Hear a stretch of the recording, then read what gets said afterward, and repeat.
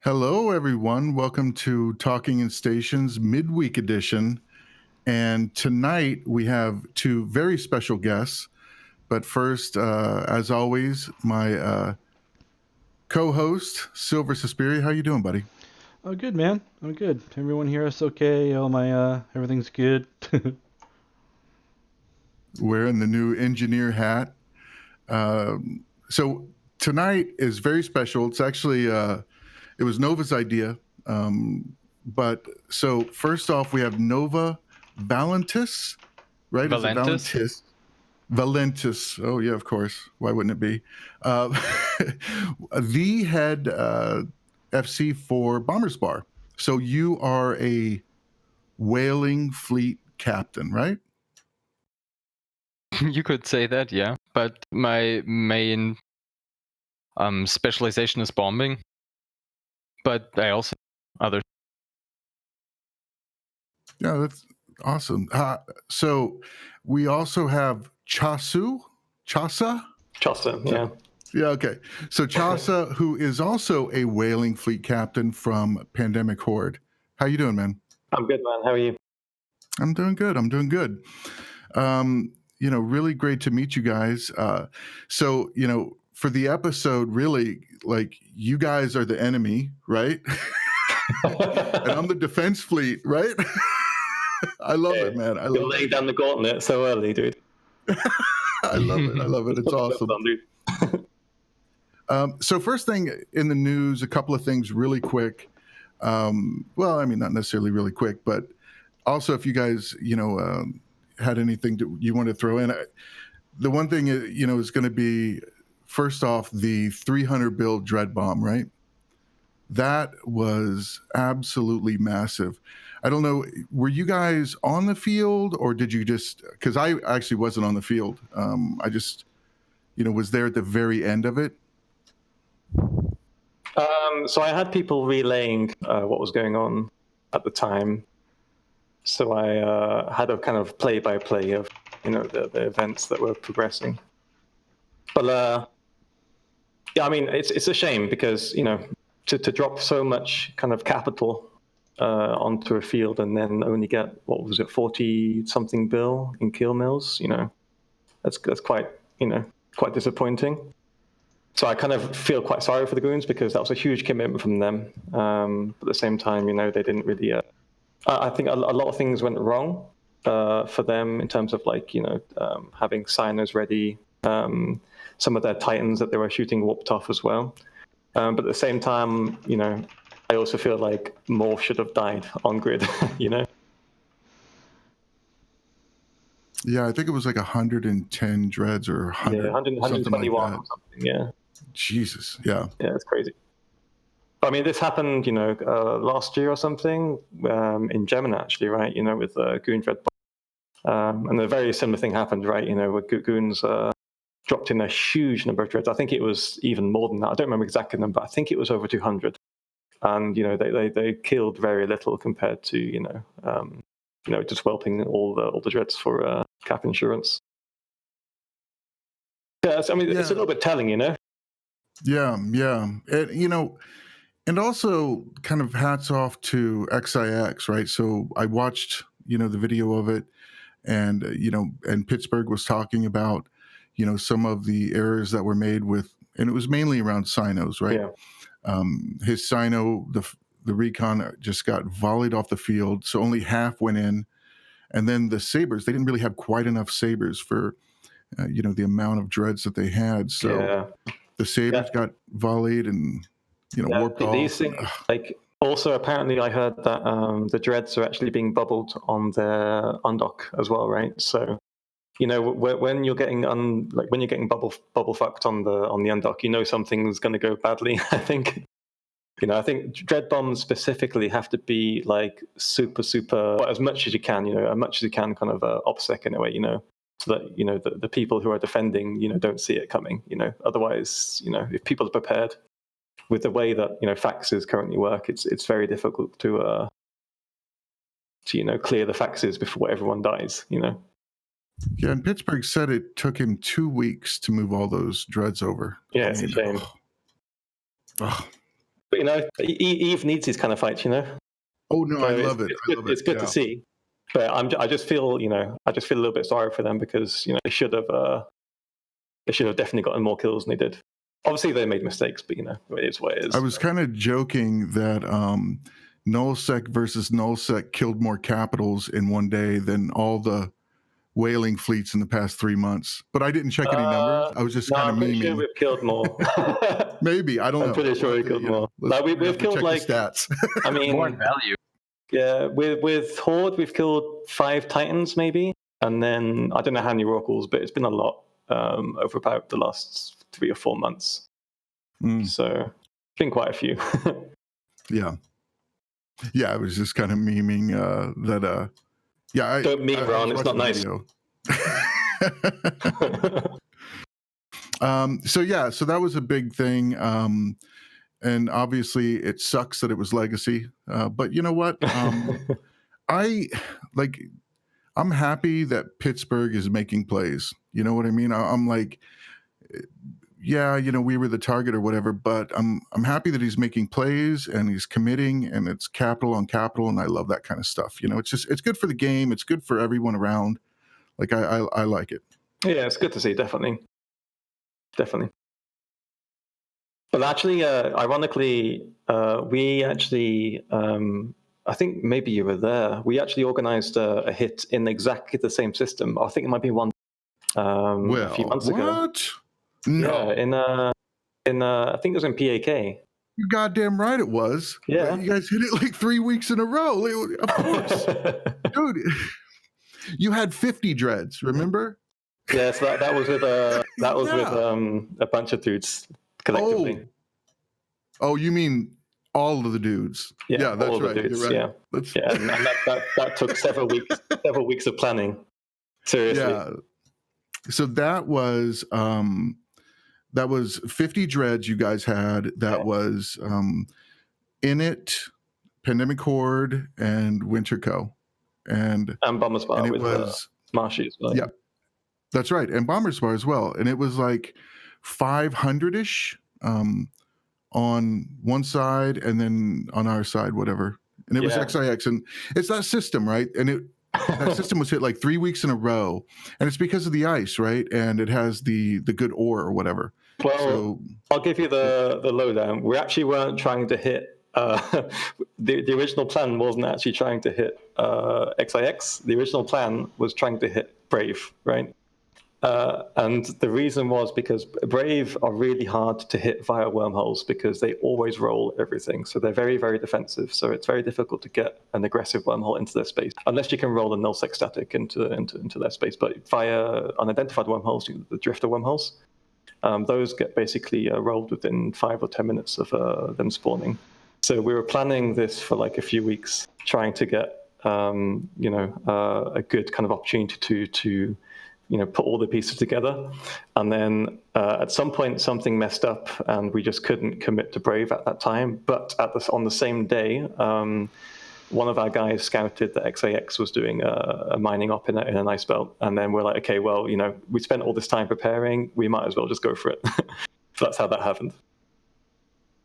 That's interesting, actually. Yeah, because that was like the second week in a row or third week in a row. And I remember after that event, because I think they lost a super that day, if I remember. Yeah, it could have been, yeah. And because it was like this new FC that was like, kind of YOLOing, jumping in. And I remember that we had like a heart-to-heart talk with them after that. Like, you guys need to stay out of PEK. Like, I don't know how many times you guys need to get hit here, but you need to stay out, because it was also out of super range, right, of QO. Yeah. So I mean, it was difficult weirdly for enough, us. like, now XIX are actually, I've tried to hit PK, like, I think on Friday, actually, just before the Boucher changes came in, just as like a last fleet to before the Stuka meme gets nerfed. And even before I was on grid, like three jumps before, we were getting bubble fucked completely. We couldn't even get on grid. So we got on grid. We spent like 30 seconds shooting a roll call, like, and then the super cap blob arrived, and then we just had to leave, basically. So for our audience, I get this question a lot. What is it about PEK that is such prime hunting grounds? Because a lot of things die there, a lot. I think it's just happenstance, to be honest, because there's a bunch of other systems which are also really good. It just happened that this one happened to be really good. It happens to have. Is that because it's one of XAX's main grabbing pockets, so they do a lot of mining there. But at the same time, they're also heavily defended there, so they're ready. They have plenty of Sino recons ready to go. So, 1 second. Yeah, I mean, from what I understand, it's a couple of things. One, there's ice. There's like 8 ice belts or whatever there, and it's also the security gives it the like plus 5% or whatever. Yeah. And then it was out of super range of us, was like another adding factor. But Nova, like you've hit that one place a couple of times too. So why would you pick that place? Usually the hunters pick the places, and I don't hunt a lot. So they probably pick it because there's always people locked in space. I guess that's what they're going for. And if it's within a certain jumps of the wormhole, yeah, let's go for it. Let's try it. I mean, what's the worst that can happen? 5th Titan showing up? Yeah, and I think it's like 2 jumps or something from a Jove observatory. Like Jesus. PEK Those has things. like 1 in system actually. Oh yeah, of course. Why It might be PDF or PEK, but yeah. But the other one is 5 jumps out, so it's relatively well positioned. But I think same. Yeah, but often they roll it. That's the thing. So it's not always there. It's very rare that they don't have. So when it is there, normally they're baiting as well. So like I've actually passed through local with one of my scouting toons they know who the scouting toon belongs to, right? And they've like typed in local, like, dude, like, where's your fleet? So they're sometimes baiting for the fight, But yeah. I think that's hilarious. That's one thing you have to be always wary of as a whaling FC, like. How far are the targets from my exit, and can I feasibly arrive there in time such that I can have the advantage? So, like as an FC, like if you're like looking at 5 jumps, maybe 6 jumps, you're kind of like on the edge whether or not that's going to be feasible, to respond quickly enough. I'm not sure how Nova feels about that, but I'm pretty sure it's the same. Same. Also, you waste so much time with 6 jumps and above, like 10 jumps. A hunter going back and forth, that's just so much time for the having to wait if it's turning out to be nothing. I mean, the jump range is not an issue anymore that much, but the near 2 stuff, that's a big issue. They're so ready that like you can watch Netflix, you get a ping and then, I turn off this module, let's like that thing, someone showed up in local, let's warp off. It's so easy. I think they should put that in EULA that it's forbidden. Like any software like that should be forbidden. Wait, what software? Yeah. To do what? Near 2 or something like near it. 2, really? Like anything similar. Yeah. Do you know it, Ron? It's like this program where you can basically you open it up, and then if someone else reports intel about a certain person running around your space, near 2 will show that system that the person is in, basically. Yeah, but all that really is a copy of the intel channel just on a pretty map. Right? Yeah, but sure, like, but it pings you like this person is, 3 jumps out, 4 jumps out, 5 jumps out. If it's just that copy, why not just remove it and forbid it? If they could just look at the intel channel, if that's the argument. So I don't know about near 2, but we have something like that, right? So if I type something, with a system, that system pings. Like on the intel, but that's it, right? It doesn't say like 3 jumps out from me or anything personally like that, but it, like if I do PEK and I have a map up of PEK is on there, like PEK will ping. It might be near 2, I don't know, but we have that sort of thing. Yeah, I mean you're diving back into the case that Blackout tried to solve, right, with perfect intel, right? So I don't know if the problem is near 2 or just the game mechanics itself, because even without near 2, you could very easily find out when you're in danger, right? Yeah, pretty. I mean, as a whaling FC, like, obviously, I miss Blackout, because that was really, really fun. Not just from like having the element of surprise in terms of, jumping on a target and them not knowing what the fuck's going on, but also just being able to do kind of more interesting plays. For example, moving dread bombs around quietly. Right now that wouldn't be possible. As soon as you move a dread bomb somewhere, you're on intel immediately, and there's you can't mid into hostile space. But at the same time, obviously having blackout meant that obviously targets were people, whales were less inclined to spend their time in space. So there's a kind of a little bit of a weighing scale to deal with here. You actually pinpointed my exact reason that I hated Blackout. Like, of all the reasons, like I enjoyed Blackout except for the fact of being able to move huge fleets and dread bombs, more specifically dread bombs around. I just thought, and we took advantage of it too, right? Like we did. And and maybe I'm just too nice or whatever, but I just felt bad that I was able to move so many dreads through enemy space, and like that was that. Like it was not a big deal. You know what I mean? I just like they've gone through all this work. They they have structures everywhere, people everywhere, but like I can just do it off grid and just move around. I just thought that was the only part that I didn't like. But isn't more destruction and aggression better for the game and more conflict? Yeah, but I think the fact that there were less targets out there because of Blackout kind of countered that hope that there would be more destruction. Like honestly, everyone docked up. Like you guys had to notice a drop in targets pretty heavy during Blackout. Sure. Right?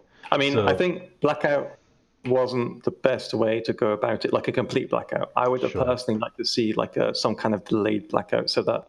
And so maybe some like ADM-based system that you could kind of attenuate how much blackout there was, based on your, if you use a system heavily, then there should be less blackout in that constellation around it, something like that. I think the complete blackout was a little bit too harsh because obviously then there were fewer targets around for us to actually kill. But at the same time, I think, intel networks are really, I would say, almost cancerous to deal with, especially for things like small gang fleets. As soon as you take a small fleet into someone else's space, you're on intel. Everyone knows where you are, so people will just zerg you until you're dead, essentially. And obviously, good pilots can mitigate that with using trackballs and that sort of thing. I'm kind of with you on that, though. And kind of against you too, and how the size that you guys move in, but like less than 30 or 40 people, I think there should be something special that they can kind of sneak around. And 25 people, a small gang, or 50 people, a small gang, kind of roaming around. I would be definitely down with some sort of delay or something, because I don't need to know them. I do need to know when it's 500, both of y'all with your dreads. Well, as a counter argument, I mean, I know that Tappy has spies in Horde. I know that Tappy has spies in it. I know that Tappy has spies everywhere. So, like, these things, you get intel on fleet movements, unless they're like highly secretive. Right? Yes, that's true to a degree, but only it's heightened when there's a strategic thing going on. Like if it's wartime. And all of our top level intel people are on all the time and hyperactive, yes. But in downtime, a lot of those people are a little bit less active, and you can slip past the intel a lot of times, I noticed. I think it depends where you go, if I'm honest. Like, maybe, but just from personal experience, like I've definitely seen it, since we've been a little bit at peace here in downtime, that the intel rate of which we get information has ticked down, right? The bad thing about, I think, intel is number one, Horde, your pings are out of control. Like, you got to get that under control, because as a diligent spy trying to read your pings. It's ridiculous. Like, I have to read this. Like, come on now. Thank God there's like young FCs that are interested in reading this stuff, because like 100 pings a day, who's got time for that? Come on now. I got like a life. So ping spam is definitely a problem. So like, it's what Silver said, right? Which is like, when there's something, excited or whatever, but for the most part, and I know everybody gets our pings. It's like, I think, if you're doing like a small group or something, there should be something kind of cool, maybe if it's ADM related or SOV related or something like that, with local. I would like to see small groups have a little bit more mobility without me having to know about that. But I would not want like dread bombs to have more mobility, like, come on now, 50 dreads, like I should, see that somewhere. Yeah, I mean, I'm not sure how I feel about that, to be honest. Well, it's interesting looking at it from two perspectives, right? The hunter and the defender. So it's interesting to see both sides of how we feel about how the mechanics work. I love talking about that stuff. Yeah, I mean, obviously, like, these discussions should never be one-sided, like. Yeah, absolutely. Agree. That's why we have these shows. That's why it's so interesting. Yeah, you got to keep me in check too. Yeah, for sure. I mean, Nova. I think Nova's going to go move some dreads now. I'm going to. Yeah, dude, he's out.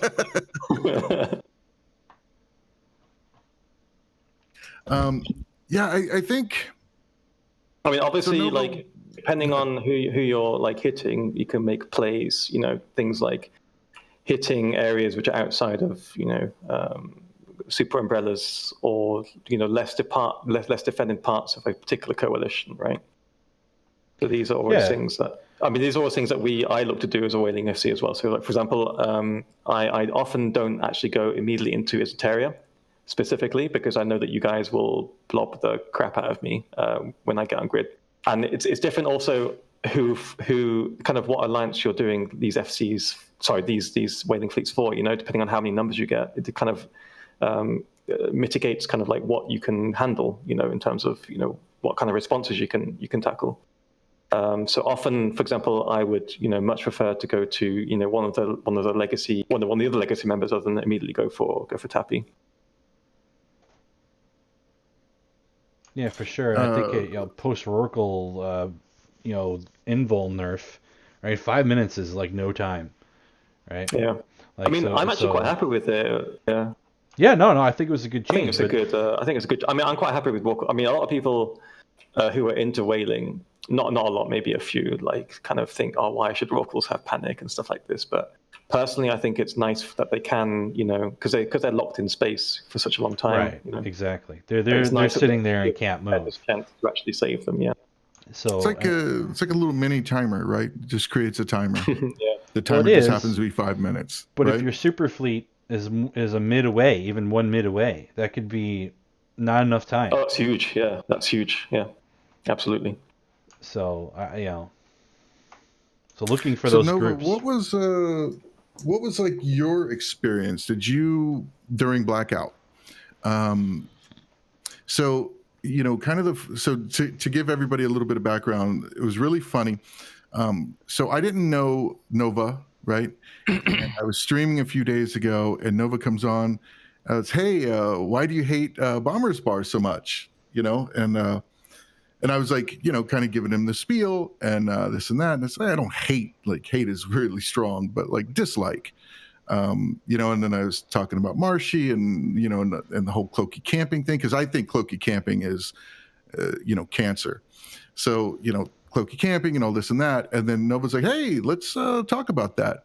I'm like, yeah, you know what? That's actually a really good idea. So that's where this episode kind of came from, was Nova wanting to defend Bombers Bar's honor. I mean, so, so that's the background. But more specifically, like, how was Blackout? How did it treat you guys? I didn't play too much during the Blackout because real life. But, well, if you go in smaller groups, it was much better because small gang PvP was actually possible at that point, and it had its perks. But of course, the total number of capitals that were out were smaller, as Chossuh already told you. But I didn't mind it too much. Honestly, I thought something like that would be super healthy for the game, especially for anyone who just wants to go PvE. And the smaller groups also, they had like standing defense fleets ready to go, and they would fight roaming gangs. And they had to be on comms together. They had to communicate. They had to bond. It was kind of cool. I really liked it. I mean, I agree with you fully. At least for my group, it was really hard, right, to keep people motivated. But what developed from that, and now post Blackout, is a really strong standing fleet culture that came from that, and people helping each other, and people going to rat in creative ways to look like a sheep, wolf in sheep's clothing kind of thing. You know, so I saw a lot of that cool stuff going on. That sort of hardened people a little bit. Like, how many of those did you run into? Did you run into a lot of like, oh, I'm just a sheep, roar, you know, any of that? Well, me personally, no, I didn't. I think I only went on one little roam and 1 or 2 bomber spur fleets in that time. I was really busy with getting my body up again because I was sick in the winter. So yeah, I missed most of the fun, but everyone loved it so far, as I heard, except for, of course, people who owned 15 Rookle accounts. But I don't know. Also, anyone who ratted in anything smaller than a super, they thought it sucked as well. Like, it was rough living for, and I don't want to play the smallest violin ever or whatever for this sad story or whatever, but you're right. Yeah. We had several people that had just like got back in the game for the excitement, and we're trying like Dominic's ratting, and this, God almighty, this poor guy, like, he got killed 4 times in 2 days in a Dominic's, and he was doing everything right. This poor guy, and I'm just like, Jesus, and I was like giving him money, and but it was difficult because it wasn't as much the whaling fleets as much as like the cloaky Lokis, right, and the hunters out, going around and just bailing on everyone. So it was rough, man, so for the small ratters. Solo Loki or solo Stradius or something must be so great in that time frame. Oh, it was. You know what really took a hit though? Mining.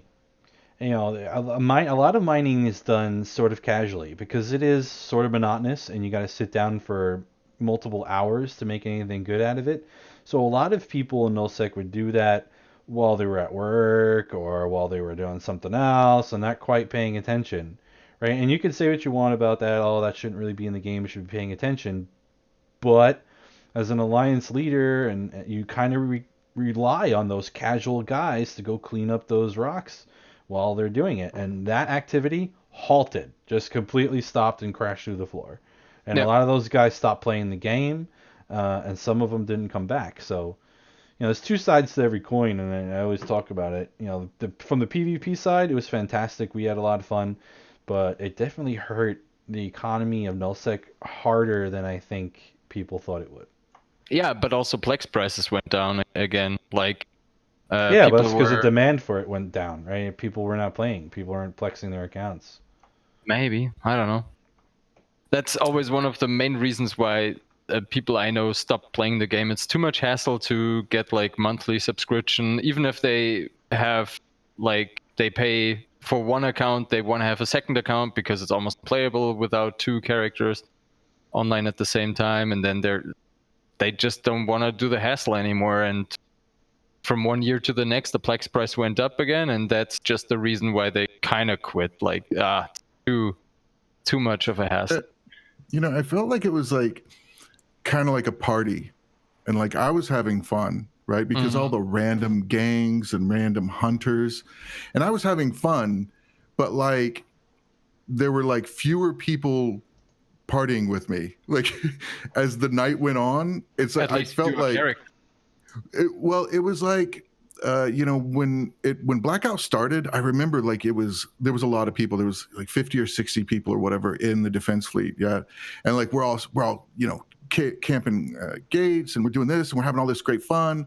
And then a couple of days later, it's like 40. And it's like, oh yeah, this is great. Oh blah blah, this is wonderful. And then a couple of days later, it's like 25. But everybody, oh no, it's wonderful, it's great. And then it's 15 and. Yeah, I'm still having fun, and it was the novelty great, was but wearing like, off, right? Yeah. People just really stopped fun logging in for the first few weeks. And CCP showed in one of the presentations that it hit the smaller guys harder than, of course, the super umbrella people, and that's also kind of shouldn't be the goal, I guess. Because I missed 2016, where anywhere you would drop out on the map. Like in the north, there was plenty of people. In the east, there was plenty of people. And now, anything but the south, you don't have plenty of people. You have empty fucking space that is not worth being hunted. And it's like, and also, please, Ron, go at me with your misconceptions about bomber spar so I can clear them up one by one. Yeah. No, Oh no, we're gonna get to it. I have a list. No, I'm just kidding. No, I think it's a bit of an oxymoron, right? Like, nullsec space, zero security space has to have a little bit of safety to it to encourage people to, rat and mine there, right? At the same time, there's got to be a balance, though, right? Yeah, exactly, right. So, and Blackout kind of threw it too far to one side, in my opinion. Yeah, I mean that's kind of how I felt, but I'd love to see it return in like a milder sense, Yeah, figure it out. I agree. But the comment on it hurts the little people. Unfortunately, anything that CCP can change with mechanics or anything we can think of, the problem is in social structures. Anything that's complicated is easier solved with more numbers. So it always by default hurts the little guy because we don't have as many resources to make up for whatever it is we got to fix. Boosting changes doesn't hurt the little guy. What's up, player? Yeah, you know what? Good point, Ron. I mean, yeah. Don't get me started on the bushing changes. No, we're gonna get into that. We can go there too. Yeah. Right after we get done with Nova, then we'll take on the magic. The magic. I'm gonna help you. Hopping around like a little squirrel.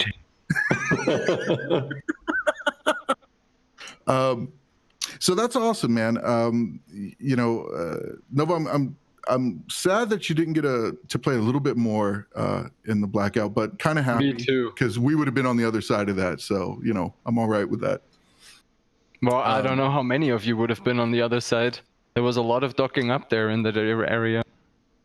You damn straight. Yeah, but with a small gang maybe, and then some of your PvPer guys come out with maybe twice the numbers, but it's sometimes fine if the people attacking know what they're doing. We were running in Hall Phoenixes. At least there was more subcap fights. Like, that was fun. Well, all their works were docked up, so yeah, they they were in the subcaps. So, kind of give me a general impression. I guess maybe like the last year, right? The last year in whaling, right? What have been kind of the highs and the lows of, and maybe the mechanics or player count, or I don't know, like what you just said about like the height of 2016, like that just made me think, like, when you think about like the past year in whaling, like what has changed or what is interesting or new? I think overall in the last years, nullsec just has changed and the meta has changed. The automated systems for Intel have grown, so they dock up quicker. Less mistakes made because it's so much easier. The diversity in alliances, in the beginning, before goons were like the super industrial powerhouse and everyone else tried to copy them, in the beginning it was like almost even. Like, if we would drop out in the north, okay, Declan maybe has a shittier jump range, so that was a little bit less threatened, but anywhere we would drop out on the map, we had odds of finding something. But that switched, and that's really bad if you rely on RNG, that your options get less.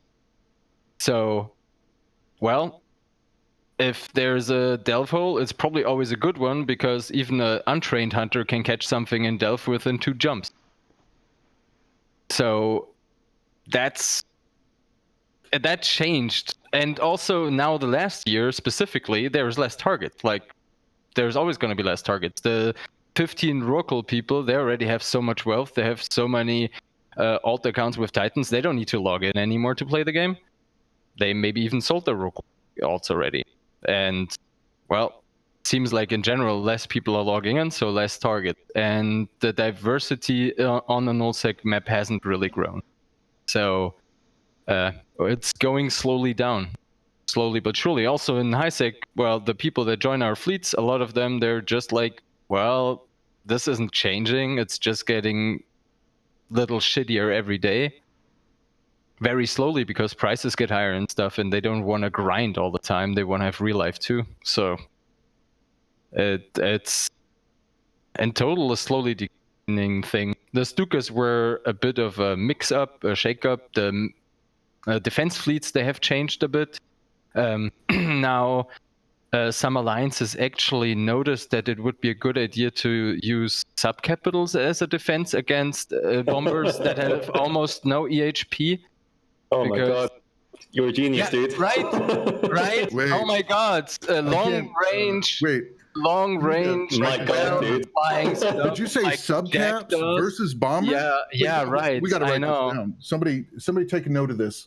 Oh, yeah, it only took like 3 years or so. Like, I can't believe it. It's unbelievable. You're a genius, sir. Used to be same amount of bombers we had in fleet, same amount of capitals were dropped, and then yeah, I mean. So here's a hot take for dealing with Stukas specifically. If you're taking Munins, don't anchor on the fucking FC. Really bad idea. Orbit him at like 15, 20 kilometers, and you'll be fine. Yeah, good thing that you only let the Stuka counter secrets out now. Exactly, right? Mm-hmm. Chossuh, so what do you think about like the past year? And so just so I understand, so do you primarily only do whaling, or is like whaling kind of one of the side kind of things that you do, or like is that your main kind of occupation? So my main occupation is probably like managing my autistic cast. That's my corp. Yeah. And then my second occupation is whaling. But back in the day, I used to be like a more kind of strat-op, objective-orientated FC, full triumvirate and circle of 2. But I think I spent probably about 2 or 3 years doing this, and eventually kind of, you're always looking for, bigger and greater things and stuff that looked interesting, right? So at some point I just decided, whaling looks really cool, looks really fun. Maybe I can bring something to this and learn how it gets done, And so basically my corp actually has been slowly kind of evolving from kind of this, like I'm going to say like standard kind of null block kind of corporation to something a bit more specialized, where we, have spies in every region, and we can quickly backprobe targets and that sort of thing. So, how many people do you have supporting you, like backprobers? Well, most of the corp gets involved, to be fair. How many is that? We have 65 people in the corp, but maybe like 50 of them are active right now. And but on a day-to-day basis, like if I like do a fleet, with Horde or something like 20 of them will be, maybe 15, 20 will be CapF, so capital fusion from my corps. Yeah, we've got 150 dudes total, so it's not a bad turnout. We're quite active as a corporation. I was gonna say it's a good ratio of active, yeah. And they do more of the support roles, Logi. Yeah, so they do a lot of the hunting, a lot of the bushing. Actually, I leave to them as well. They do a lot of the scanning to find connections between target regions. They do a lot of the backprobing and all that stuff. So they're a cool bunch of dudes. I mean, we'll talk about the cancer that is wormholes a little bit later, but I mean, for now, let's.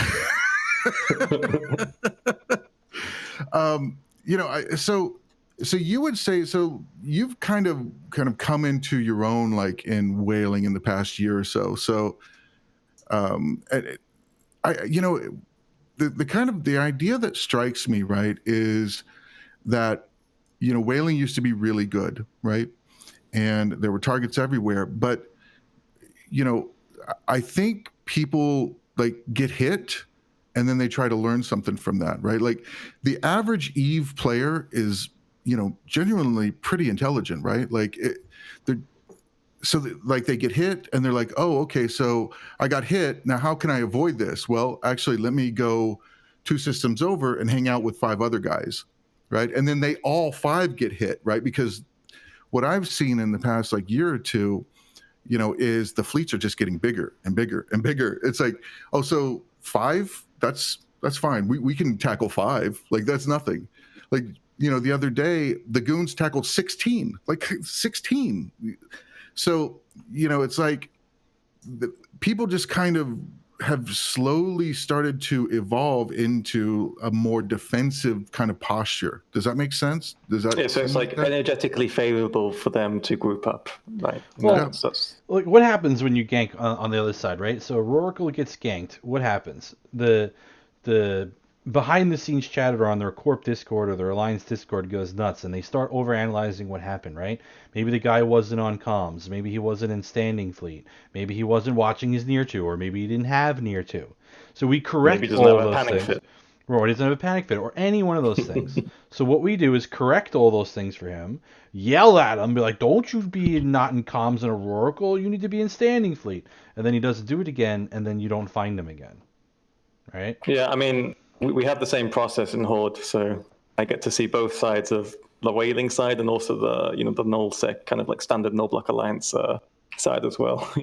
Actually, ironically, I run, so basically whenever a Stuka fleet was local to Kalevala or Ethereum Reach or Malpe, basically my corporation would run a standing defense of chemo, essentially. So. And I don't think we've actually had a Stuka fleet come into Ethereum Reach since then. So we basically do both sides, So we run a little bit more of the specialized kind of defensive doctrine as well, to deal with Stukas specifically, and then also the actual whaling as well. So yeah, Go ahead, Rob. I know that our defense fleet has slowly evolved, and I mean. The kind of funny thing about the Sino changes, I finally don't have to listen to, I didn't have any ozone. Like, I don't have to listen to that anymore, right? So, okay, well, there's that. That's the, So, because I really appreciate the recon changes. I really do. And I think they were interesting, and I think it provides a little bit more dynamic gameplay. And, and I'll be honest with you, I think that, and I could be strung up on the nullsec cross, and burned as a witch, but I think, maybe something else needs to happen to us in the next month or two. I think, a little nerfy action or something. I don't know what, but I think something might be, because we're getting really good at the recons. You know what I mean? Mm. Yeah. And yeah, exactly. I'm starting to feel a little. I don't know, not bad for you guys, but like it's too good. I don't know, it needs even a little bit more. I mean, that's just my opinion, though, right? You're completely right about that, I think, because the defense fleets have actually gotten good even in areas where the people were not really, attuned to PvP, let's say. So, of course, if you tackle the NC dot Oracle, if they ever undock, if you tackled one of those, chances were not bad that they would actually were PvP fit and they knew how to fight. So they were actually dangerous because Oracles are good PvP ships too. Really good, especially against bombers. And if there's 15 on grid and they're all spread out and they all use sentries and they're all not manned by one person but by individuals, holy crap, you just, tackled trap basically. But while other groups did, like your response fleet times, they got better and better and more reliable, and people make less mistakes. And with with that combined with less people logging in, less targets being there, less area of space being populated, it kind of makes it almost not worth it anymore. That enjoyable. Yeah. Well, I mean, one thing I'd add to that is, like, obviously, since I'm in one of these big, North Block alliances, like when Sedo pings for Tappy, or when Pando pings for Init, like I know at that moment that I have to run a defense fleet, with my corp, not the alliance level, but still, like, everyone's getting prepared for the eventual Stuka fleet appearing, and I don't think that's really that's balanced in a way, because people can be very, very prepared. I mean, think people like groups like Inner Hell, wormhole-based groups that can remain relatively opsic, that they're very, very good at appearing out of nowhere. But those guys are like scary, dude. They're like ghosts, they're like they're like my heroes. What group are they with? Inner Hell? Yeah. Undock everything. Get ready. But like Inner Hell and people. Like the nullsec whaling, and I guess Bomber's Bar is included in this because it's very easy to get kind of intel into Bomber's Bar. This is especially with the Stuka nerf, this is going to be very disproportionately affected by the intel about Bomber's Bar thing. I think I got it wrong for at least over a year, because the stories that Ron was telling me about his conceptions about Bomber's Bar, I always thought, well, anyone in leadership, they have spies, they know better, so they're just lying. So it's not misconceptions, it's just propaganda, because they have spies, they know the opposite is true. They can put one and one together. It's like, but no, he actually believes it, and that kind of rattled me up, because I was like trying to find out when I chatted you up, like if you believe that stuff or if it's just propaganda, herf blurf stuff, and then I wouldn't have bothered talking more. But you actually believed it. Well, yeah. So let's get into it. So first, let me just say, Marshy, right, he'll be the protagonist in this tale of deception. Is actually a really nice guy, and I've talked to him several times. He's a very normal, nice guy, right? So that being said, here's the perception, right? So one, cloaky camping is a cancer, obviously, and wait a minute. Oh wait, go ahead. No, please interrupt. Sir. I disagree completely. Okay, please. I think. I mean, how many people do you know that do cloaky camping?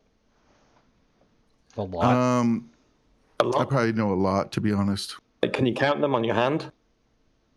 I know one, and he doesn't do it anymore. I know one. Yeah. Are you talking about number of accounts or people? No, I used to know 3 people. Actual people doing it, not accounts. But not anymore. Like Blackout, I think Marshy said, well, and he said that years ago, as soon as something like that or local delay, he's gonna offline all of his cloaky alts, because they're useless from that point on. And they were useless for Bomber's Bar for a lot of area, because in Delve space, just clicking through 100 of those characters on a very slow, well, it's a fast server, but for 100 online things, that's really slow. And descanning every system. What do you think is faster, doing that or having 5 noob hunters go 2 jumps into Delve? What would you do? I don't think it's 100. I mean, I know you're just kind of memeing. Yeah. No, I'm not. 120. It's not a meme. 120. So I think it would at least you have an option, right? At least you have an option of 120 possibles, right? And then you can, do your other intel, and you can look at mining and this and that, or PvE or whatever, and you can narrow that down to like 10 or whatever, and then click through those 10, and then just warp to the Colossus or Colossal, and just warp to the Enormous and that kind of thing, right? When? What do you mean? Like, so if you're a timing, camper, right? Timing. The way those fleets were mostly done is rolling a C2, and if you were in the area where the cloaking campy stuff was, it wasn't worth checking for anything if it was a very populated area like Delve. It was maybe in the east region when it was some Russians that were really spread out, and you're like, okay, we can't cover this ground. Let's give him only 5 minutes to check something. If there's a super, we're gonna bother with it. If there's less, then we don't. We just roll it, we go back, because timing. Like all of that wasted time stuff. So the claim that those accounts were used for Bombers Bar in the South, that's nope. That's like almost never. That was used for different groups, like his other, like he has all these connections. Winterco or whatever. Yeah, whatever, whoever. Whatever. Like sometimes initiatives, sometimes those. It didn't matter to him. Obviously, it was just like, all right, I have something here. Who could I talk to that could kill it? I think that was his approach, but I can't speak for him. Yeah, no. Yeah, no. So I mean, that makes sense, and I can also say that, for me, I don't know if I would have distinguished, the people dropping as much from Bomber's Bar as just saying, that's probably Bomber's Bar, that kind of thing. You know what I mean? So it's not like everybody that came through had like a colored flag. You know what I mean? It could have been any number of people. Yeah.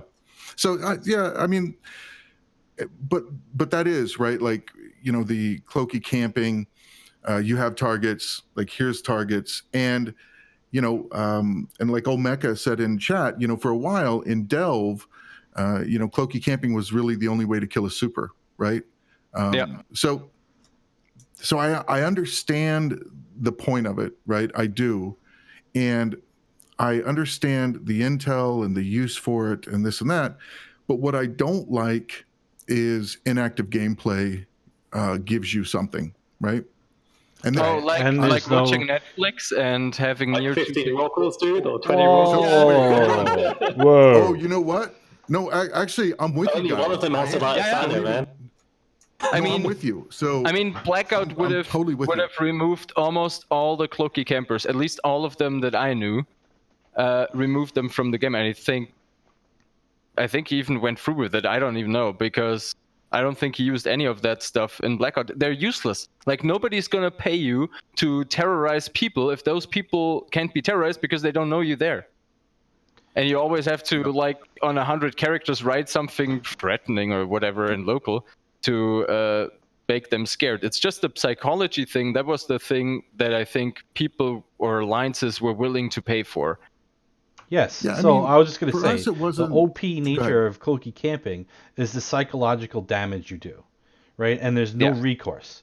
Having Blackout aside, now that we have local, if the guy is sitting there with a cloak ship, that does damage to Sov. It does damage to economy. It interdicts mining without doing anything, and I have no recourse. That's the OP part. I mean, the recourse here is the ISK investment, right?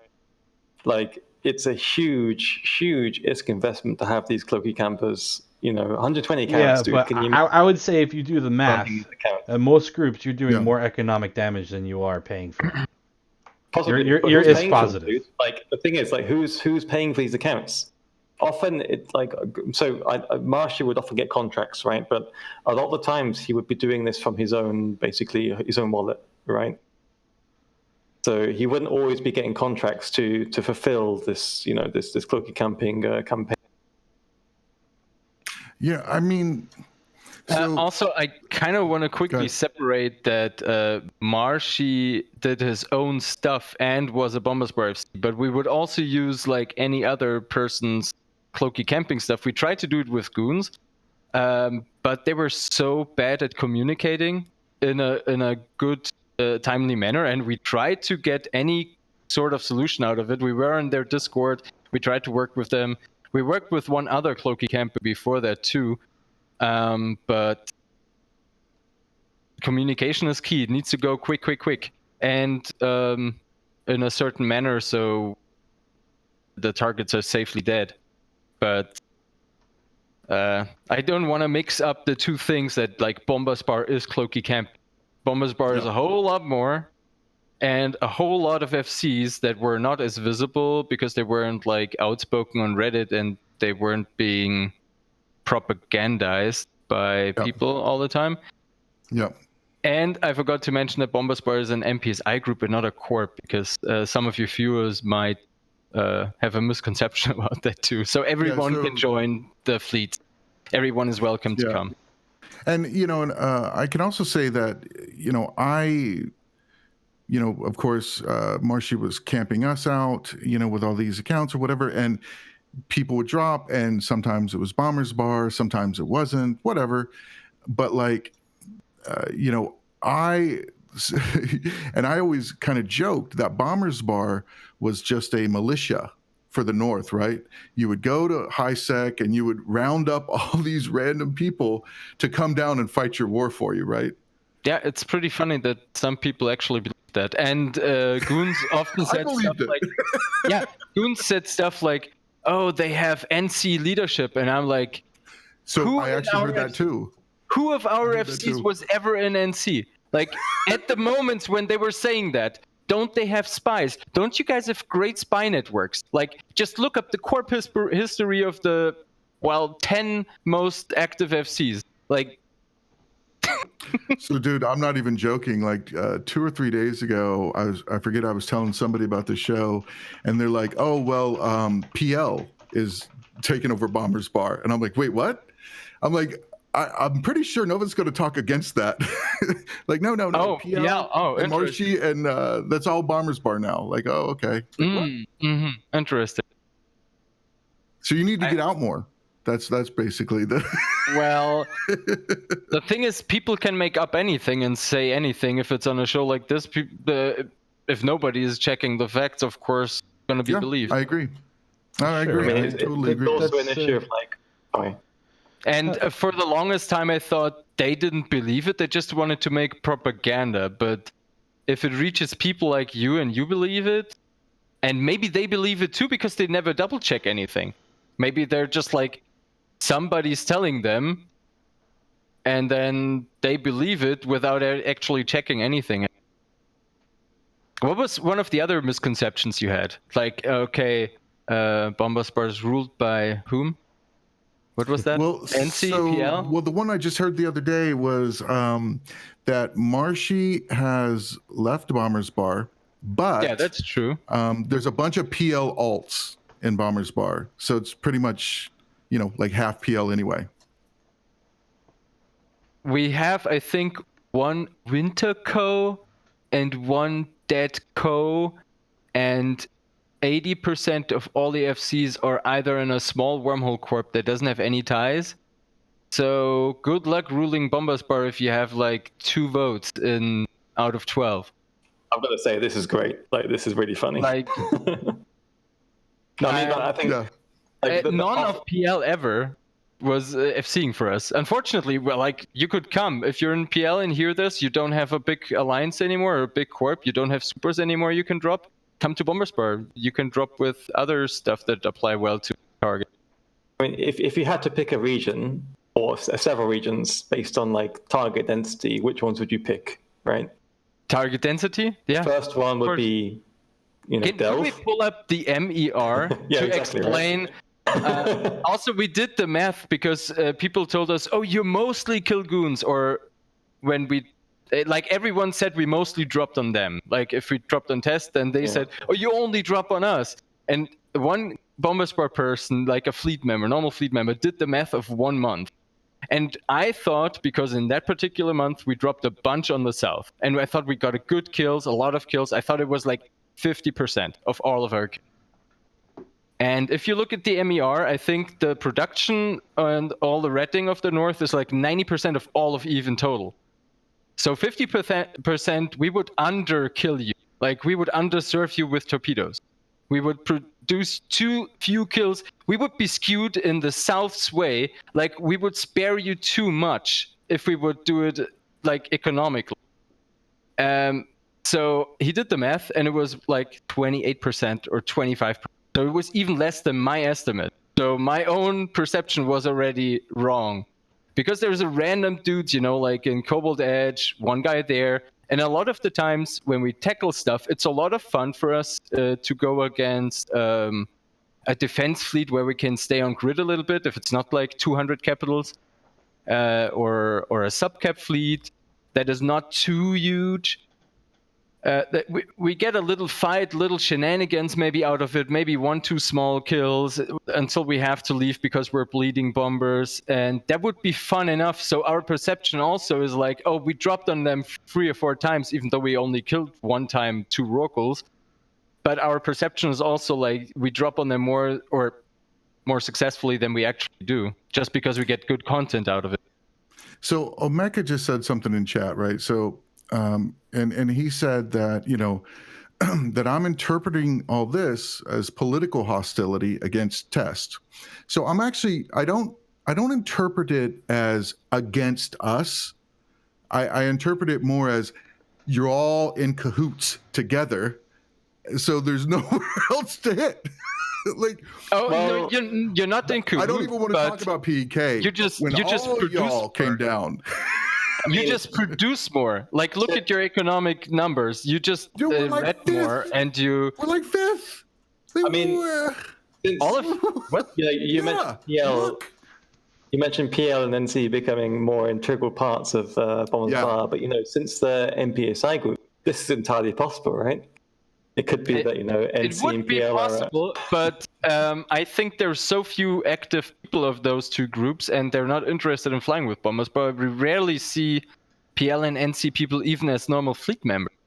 So it would be great. Like, every group could join more. It would all be fun. It's nice to meet different kinds of people. You're gonna meet high-sec miners in bombers per fleets. You're gonna meet null-sec people who have alts. Even if they're forbidden to come to our fleets, they sometimes still come, and they say, well, if they kick me from a nullsec group for wanting to have fun, then so be it, then they don't deserve it. So, well, you know, to kind of, you might take like a thing from like Bjorn. So, you know, Bjorn does his fleets and he invites everyone, but then when he reaches a point of like no return, of like, we're going to shoot X entity, like, people can just leave. You know what I mean? So, I mean, maybe that's something that, you know, not to give away intel or whatever, but like you know, we don't join because we don't want to, you don't shoot blues, right? And you don't have to.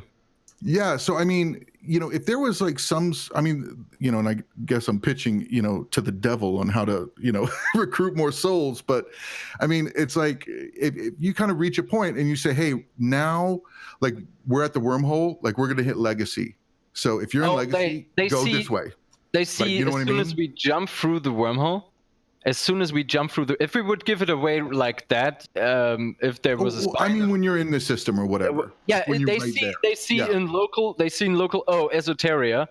All right, 2 guys at that point won't jump because they know it's their buddies. They can't horn it anyway. They're forbidden to by their group rules. Well, they just leave behind and they jump back and chill and get a coffee or something, or chips or whatever, and they're just hanging out. Like, that's what we do already. It's just, I also mentioned it in my presentation. That was one of the first few points. First, that we're not a corp and that you don't have to. That's 2 of those things that get misconstrued a lot. And everyone is welcome. Everyone can join. As long as you have a covert ops cloak. Mm-hmm. So, like, you know, my, you know, sort of, you know, my conception of it, right, was Bombers Bar would come in, and sometimes they would have Winterco, sometimes they would have Horde, sometimes they would have Init or whatever, you know, these kind of random groups. And, you know, it was, to me, it wasn't like that you guys hated us, right? It wasn't that.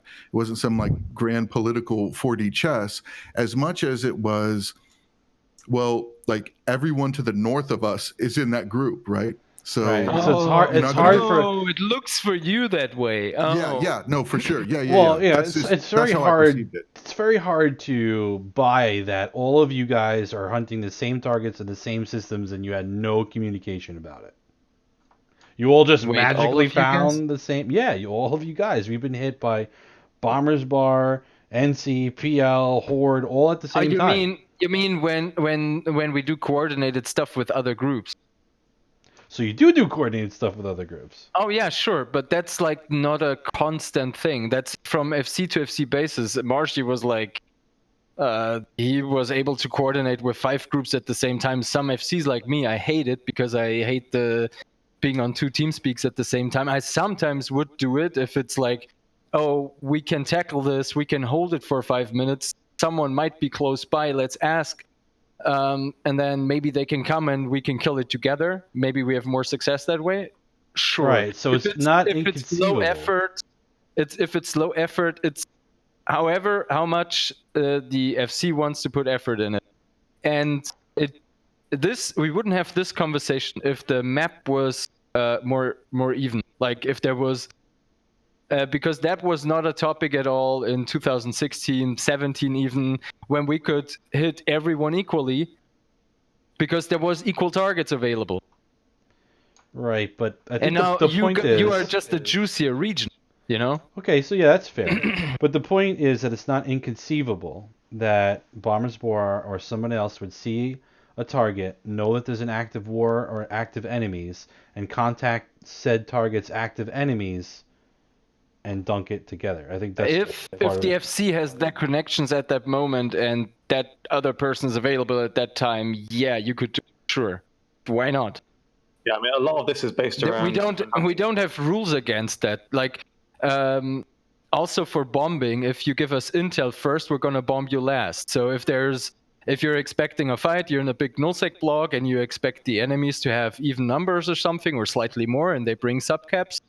If you give us the intel, we're gonna bomb all of the enemy alliances first in order. Sometimes you can pick which group to bomb first, but then we pick all the other groups in which order. But if you give us intel first, we're gonna bomb all your enemies first if they're somewhat available. And if you guys still stay on grid, once we did all those bomb runs, they take time, believe me, then we go towards you too. So it's even Stevens. But intel first, sure. And if one-time thing, like you connect with whatever FC and then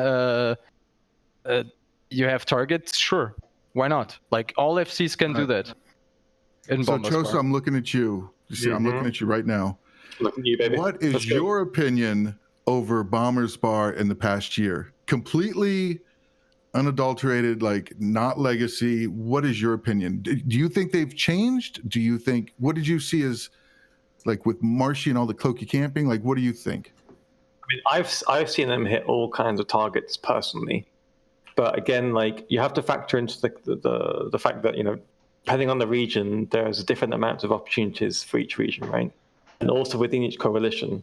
So some coalitions are easier to hit than others. Like essentially, for example, Delve is very hard to hit unless you have, you know, things like cloaky campers, or, you know, very specific intel on specific pilots and their fits and how they operate, you know, what kind of, you know, how are they in standing fleets, all this wow, shit. You guys really go the extra mile. Holy shit. Yeah, I mean, this is with like DPSI stuff, you know. Yeah. But for other regions, you know, like, you know, obviously I have my preferences on which regions I like to hit.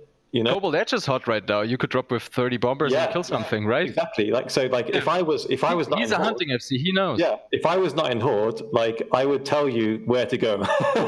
Like, I could tell you like where's the best place to hunt. That's in my space. You can tell me after the Twitch stream. I won't tell anyone. But I mean, obviously, like everyone has their preference because they know, you know, which parts of you know which regions are nice to hit.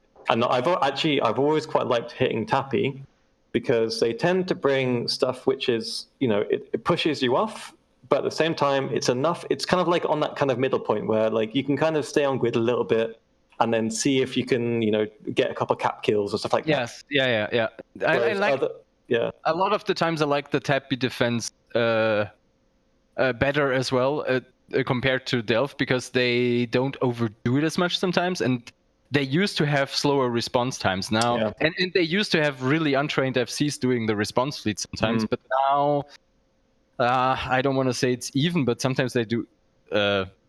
Well, no, Ron. Well, sometimes you guys do. I'm gonna drop everything on you, dog. I mean, I think, Ron, dude, you dropped on me a few days ago actually, because I was in Tappy space maybe 3 or 4 days ago, I think. Isn't dropping everything less fun for you guys too? Don't you want to FC a little? So that's a very valid point, dude. And like what you're talking about, like in the middle, let me tell you, there is an epic battle in, and I can only really speak for Legacy, but there's an epic battle between people wanting to have fun, us, right? And wanting you not to have fun. You know what I mean? Like, we don't want you to have fun, so you come back tomorrow. Like, we don't want that. But we'll always have fun, dude.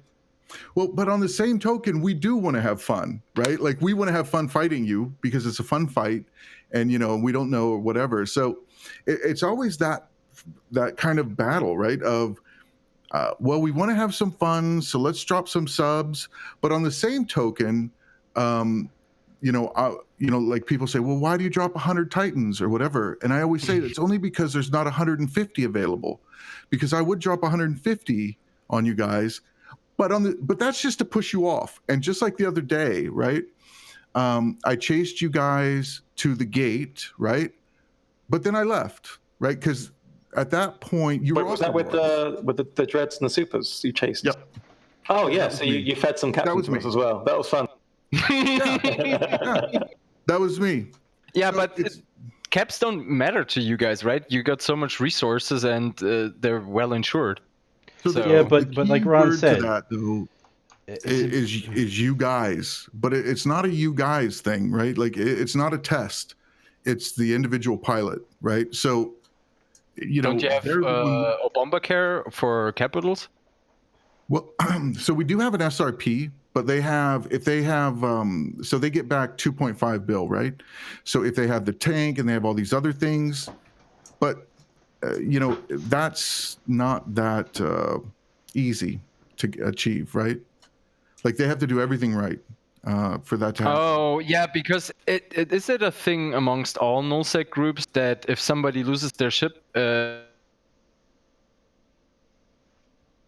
Oh, you paused, buddy. Yeah, you figured out. Oh, there you go. Oh, we only heard till you lose your ship. Oh yeah. Is it a thing still where the person who lost the Oracle is gonna get blamed for it, and then like in my world it's if somebody loses a ship, we're like, here, have a bomber care, and maybe next time do this and that better, and sorry for your loss. But it feels like in nullsec it's all. Let me stop here. Victim blaming? Yeah. Well, I didn't want to use that word, but yeah. I wouldn't say that's true. Isn't that double shitty for the person who lost the ship? I mean, I'd say that happens, but I would say that's not really the norm. What happens is usually what I talked about before. If you lost your Oracle, yeah, you might get the one guy that's being like, you weren't on comms, you're an idiot. But mostly, it's about correcting what you did wrong, helping your survivability come up, and then get you back out there. You guys remember the PL Keepstar or Tsutoya or something where there was a bunch of PL clones and Titans in production, and the guy canceled it all because he lost a Oracle and Rageliner raged on him?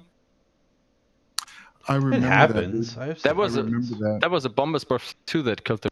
Very insignificant, but like the raging on people sometimes has a butterfly effect. It was pretty fun. So you can ask anyone, like I am zero rage ever. Like I am the calmest FC. Like, and like me too, man. Me too. As Chossuh was just so the other day when we dropped on give me more of that. When we dropped on you guys, and we lost a rev, right? And fun. And that was that poor guy. Poor guy. The thing is, poor guy. I was telling him what to do, and that is a great insurance policy. Did you tell him to jump the gate? I did. Oh shit! That's why he died, dude. Yep. What's that? What killed that rev? That's why he died, dude. Oh no, I know. Essentially, how did he kill him? He killed the rev. It's basically like we were like they were camping our outgate with we were in Stuckers. They were camping our outgate with supers and Titans, and then they didn't have it bubbled for some reason. I'm not sure why. So and you jumped? We just walked to the gate and jumped, basically. But a bunch of them aggressed on the gate for some reason. I'm not sure why. That's right. And then this one rev pilot jumps through first.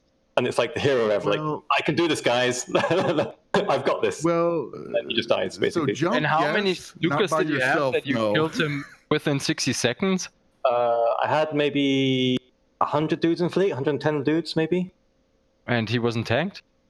He was pretty tanky. We were probably, like, by the time that he was in structure, the rest of the fleet started to jump through. Started to decloak at least. So 60 seconds? Wow. everyone was overheating, dude. Like, this was like the last chance to get some kills out of his terrier. So. Yeah. Well done. Yeah, his rev wasn't fit to doctrine. Yeah, but it was very, very cheap fit, right? Yeah, it wasn't like a Hall fit. It was like a sort of like a mix between bomb and T1 Hall kind of thing. It was weird. But I did say jump, but just not at that moment. It was kind of like wait for the others. Just hold a second. Oh wait, you're already gone. Cool, that's great. All right. Well, good luck with that.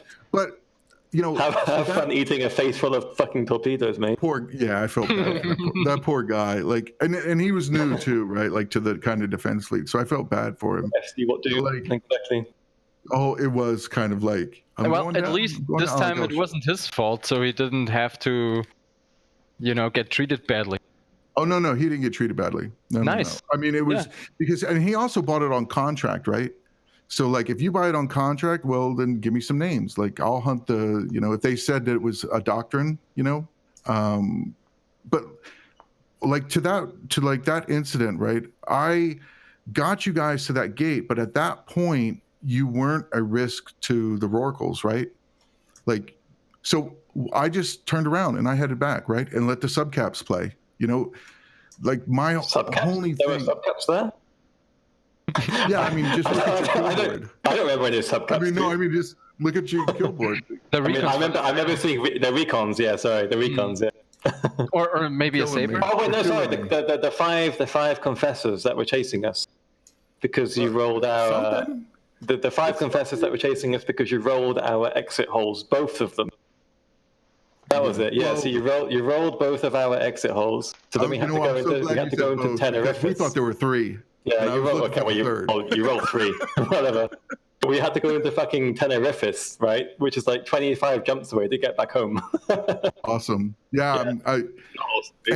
As always, all of your visits to Jurassic Park, if you have any feedback for us, please let us know. But it was fun. I enjoyed that fight, Yeah. I mean, I enjoy every fight that I don't get bows on, which is basically every fight from now on, right? Did you guys see my clip of it? I saw it, yeah. I saw it, yeah. I winced a little bit. My balls shrunk up a little bit, Why? It was a bit yikes. You guys will survive, man. You guys will survive. We will survive, Like, I couldn't kill a battle cruiser, like, on the first wave. Normally, boson ratting, you kill, 5 waves? I couldn't even kill the battle cruisers from the first wave on that. What are you going to do now, Ron? What's going to replace It's okay, though. No. Yeah? I'm actually okay with it. I'm okay with it. It's the same sort of thing with bushing, right? Like, bushing is a cool mechanic, right? It's neat. It's interesting. Mm-hmm. But with Eve, people start to weave that mechanic into the fabric of everything and just consistently use it to the nth degree. So, are you saying you don't like fighting sticker fleets, Ron? Is that what you're saying? So, I don't know.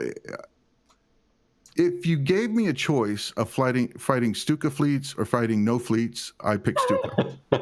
Oh, okay. Okay. Yeah. I think if they wanted to have done a Stuka nerf, they could have just made it so the ships that are getting booshed, they can only be booshed a certain amount of times within a certain amount of. Yeah. So like, I think can't have infinite boosting. You're kind of stuck at X amount of booshes, maybe 3 booshes, and that's it. And then you have to wait 5 minutes or so. I don't know, like whatever numbers make sense. And that could have nerfed the boosting significantly without. Because also now, if you're in a big subcap, and you want to have a GTFO button out of harsh situations, you don't have that anymore because only 25 of you guys are gonna be GTFO'd. So the likelihood of people bringing out subcap fleets is less too, right? Or am I wrong there? Say that again. Say the point again. So now that the nerf is there, the GTFO button for if you have seen a subcap, the GTFO of being able to MJD out of bubbles or out of danger, change your position by 100, not by warping. That is not available to you anymore. Right. If you want to do subcap fleet fights, and that is also a nerf for subcap fleet fights because the likelihood of there being subcaps out, except Munins, is less. Like, yeah, I mean, you might actually have to stay and fight, so that's weird, right? So the nerf could have been done on the ships, that the ships can only have like 3 jumps, and then, you know, they have to wait a period of time. So that would have made more sense to me. Yeah. So personally, I would have liked to see, like, I mean, this Stuka change seems to be like a knee-jerk reaction to a problem which wasn't really a problem, in my opinion. Like, they could have made it more of a skillful doctrine. For example, like as Nova said, like one way to do this would be like introducing like micro jump timers. So every time you take a bush, everyone in the fleet has like a small blue timer, and then this blue timer builds up. You know, that's effectively what Nova's kind of saying. You know, yeah. And so you kind of have to make the choice between either like, you know, doing like a series of a couple of bushes, in which time, you know, fighters, if they're using NWDs, can easily catch up and start, you know, putting DPS back onto the block, because fighters can travel 300 kilometers in no time, right? On the other hand, if you do too many bushes, and suddenly you start having to, you know, some people might take the boost, some people might not, and suddenly you have, you know, people, you know, your fleet might be split, and you have to start, as an FC, you have to start kind of thinking, you know, do I boosh again and then risk not being able to boosh, you know, for another couple of minutes, and then, you know, risk, you know, having to just leave grid or, you know, get fucked, you know, or do I, you know, stay on grid and try to finish the objective that I've, you know, picked. So that's one way to do it. Another way to do it is like mass-based, you know. So some, you know, smaller masses. So basically, you have a limited number of masks that each busher can take with them. You know, like so think things like bush ravens and bush naggers and bush rocks become less possible, but things like bush stuckers become possible up to a point. You know, so there's a limit on how many, you know, bombers you can take with the bush. Would have nerfed the subcap stuff too, though. Like, we're still not going to see battleship fleets in space. Yeah. So this like, you know, using battleships in space is an entirely different issue. And I think the problem with like having battleships committed to a grid, firstly, I mean, from my perspective as a nullsec FC, essentially what I'm looking for as a whaling FC is like nullsec to nullsec connections, right? And so these are really hard to find. You know, most people roll them, right? And it's very hard to find a nullsec to nullsec chain. So it takes a very long time to find, you know, even with back probing, it takes a very long time to find a connection between two regions. Believe me, I know. Yeah, yeah. I mean, we've tried it as well. And so most, you know, Stuka FCs go via these drifter wormholes, which operate in a slightly different way. They're not like normal wormholes.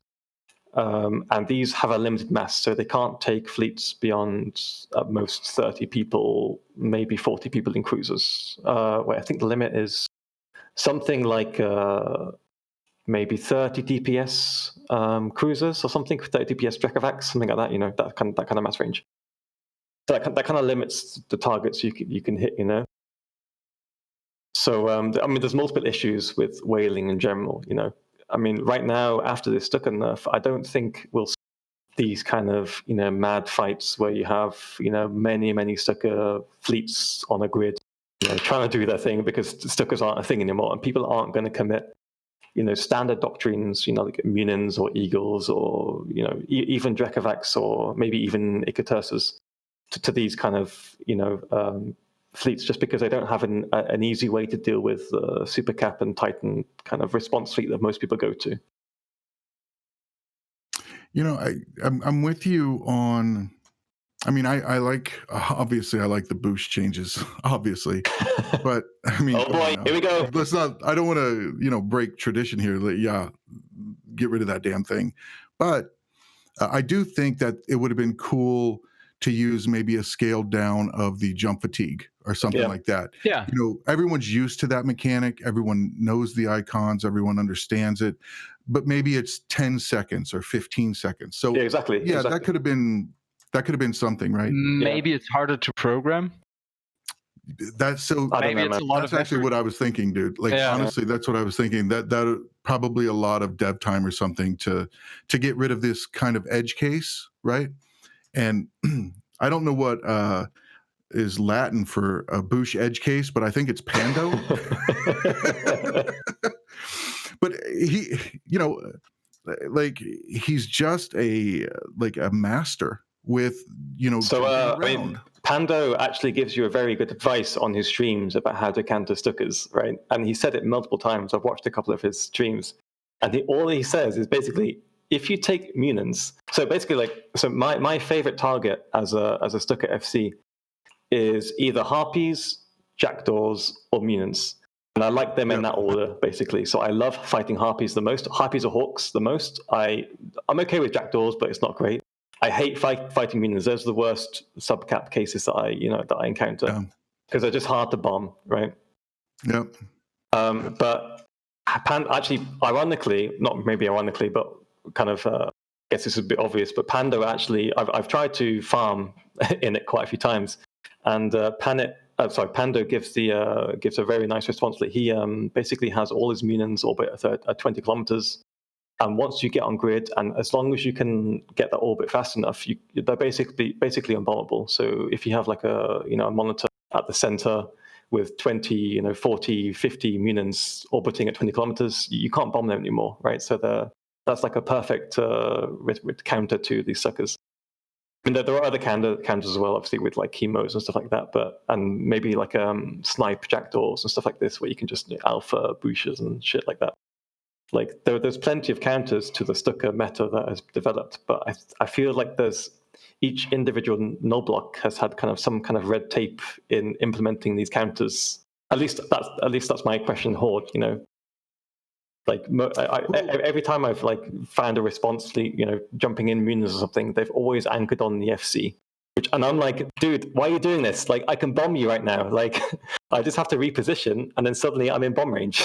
And also, you have the arrow of the FC if you click on him on the thing, and you know where he's going. Dude. Yeah. You can aim exactly where he's going to be. That's exactly what I'm doing. I'm aligning. So I FC in a Harpy, right? So I basically,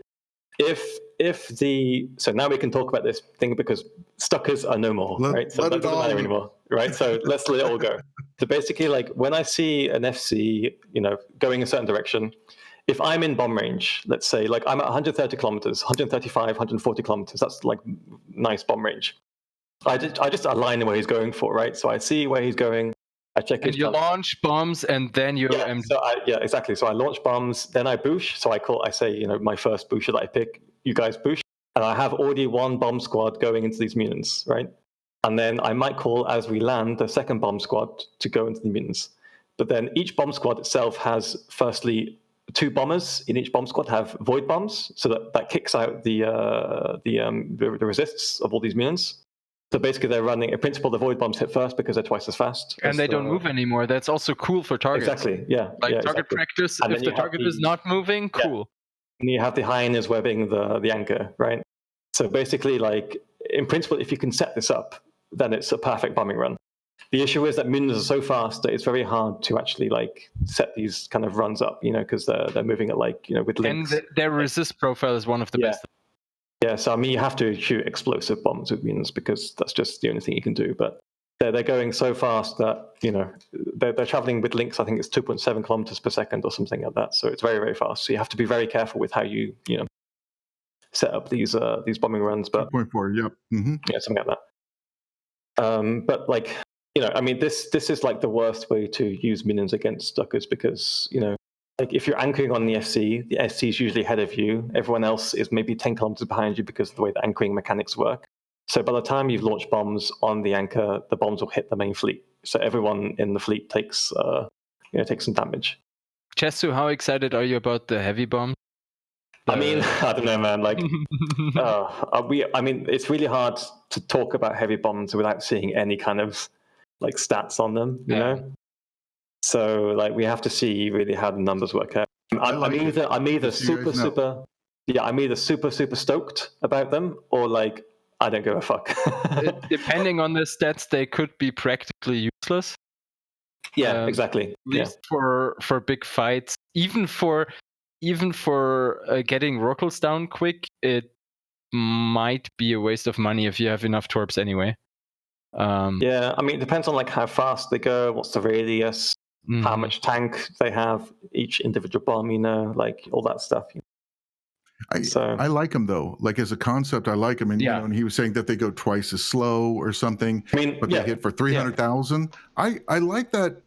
I like that concept because, you know, when he was talking about it, like what popped in my mind was like Star Wars, right? Of those heavy bombers that were like really slow and like dropping the bombs. You know, so I hope they're gonna be destroyer sized, not very tanky, and cloaky.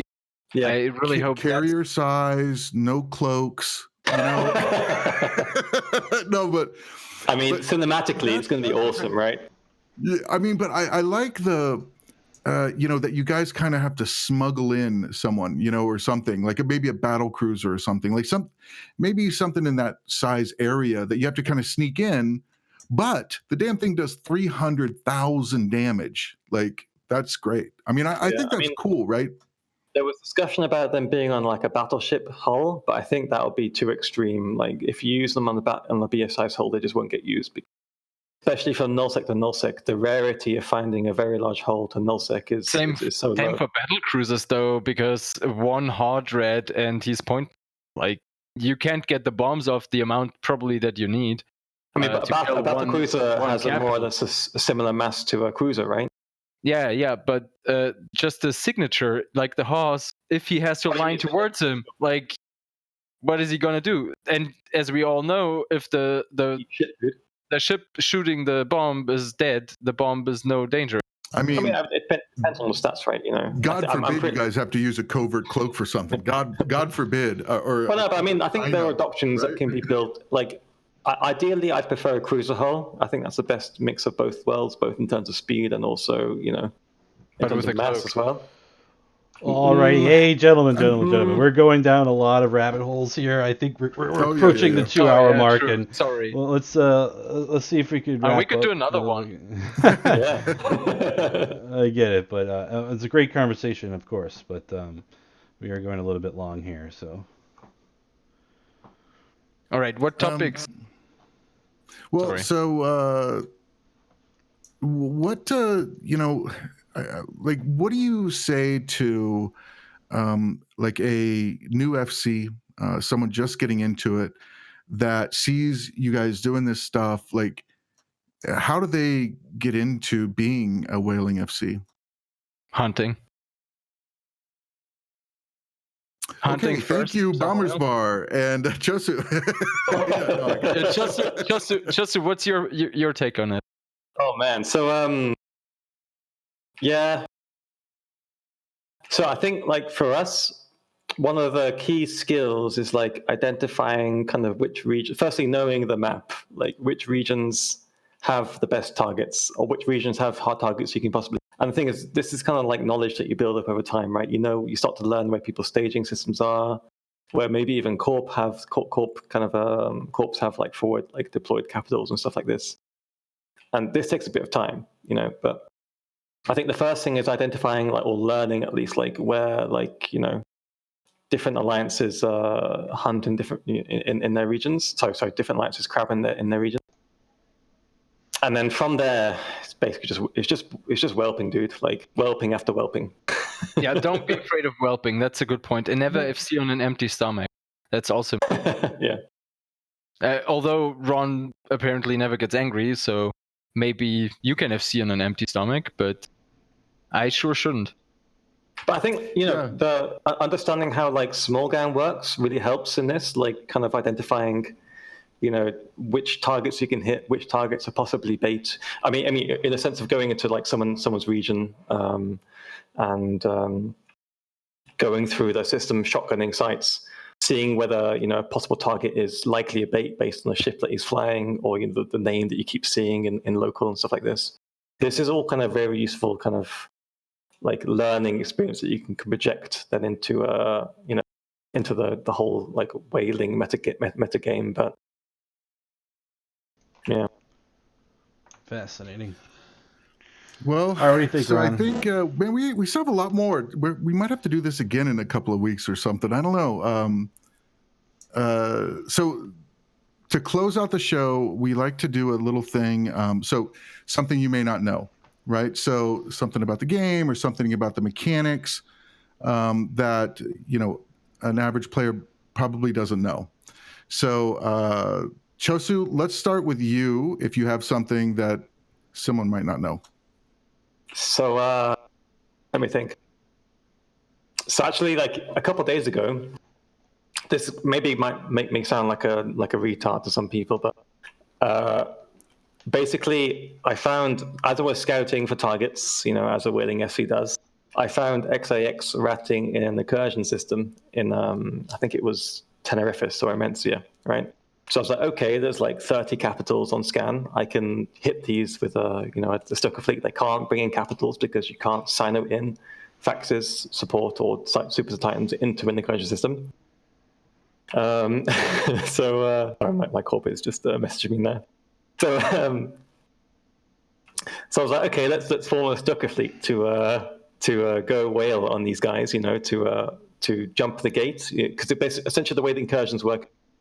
As you enter the system, you have a set of sites that are off the system map. So you can basically like walk to the site. There's an acceleration gate there, and you can like take the acceleration gate, and you end up in the incursion site that you can start crab.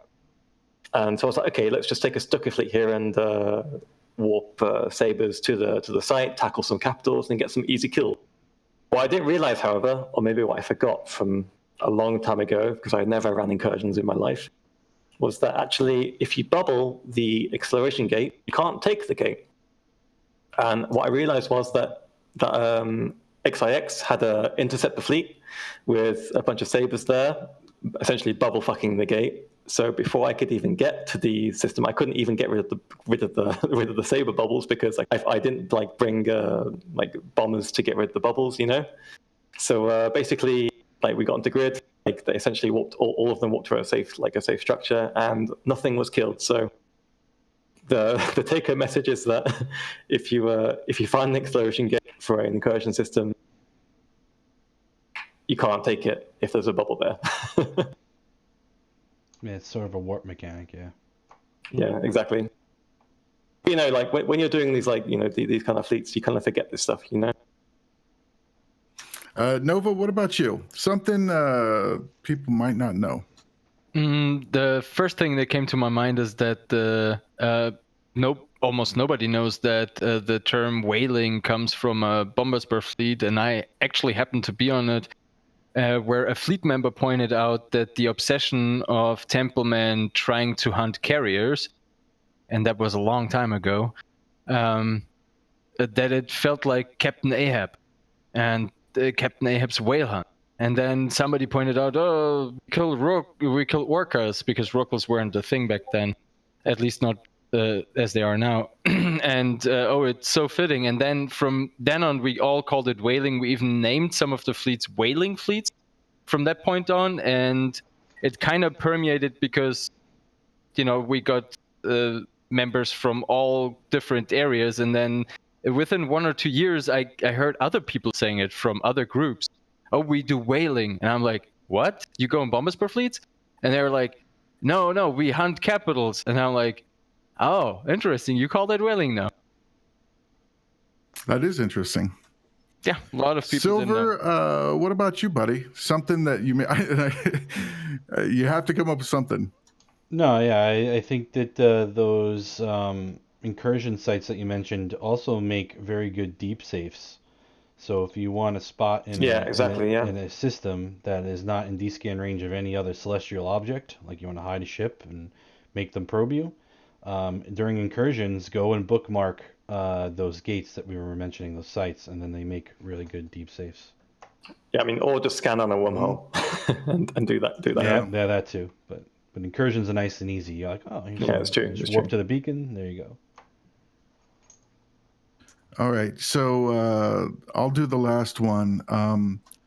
So, just to put an end to the whole Whaling Fleet Goku counter meme, the counter to Goku's is subcaps. Awesome. So I can't get 50 Munins in 5 minutes. You don't need 50 Munins, do you? And that's all we have for tonight. No, wait. Can I share with you a revelation, right? So I realized that weeks ago. Oh shit! Sorry, I should keep this quiet. Do you want to tell him how to do it with 5 people? No, don't. Please don't. I mean, maybe 20. With 20, you can do it. Oh yeah, okay. Tell him that. 20, yeah. So basically, like there are things called snipe dactyls. Have you heard of these? Yeah, we have them. Yeah. Yeah, so you should use them, dude. Okay, cool. Okay, they have a range. Two of those, and one of them isn't fit right. All right, that's all we have for tonight. I want to thank very special guests Chossuh and Nova, guys. Really appreciate you coming on, and it was a lot of fun. Thanks We're gonna for have to having do us. this again. Fun, yeah. We're gonna have to do this again. I had fun. Next time we bring more alcohol. Well, dude, I've been drinking gin like the entire night, so. All right, so I guess we will see you next time on Talking in Stations. Take care, everyone. Peace.